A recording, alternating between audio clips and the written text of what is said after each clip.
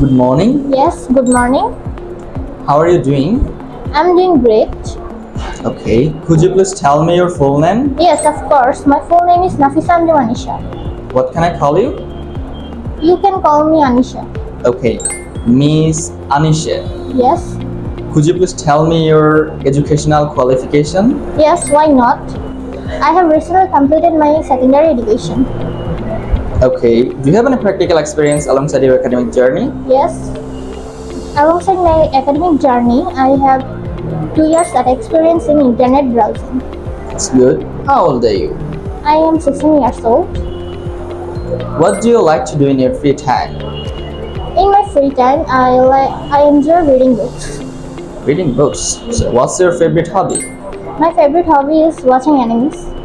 Watching animes? Yes. That's good. What's your goal in life?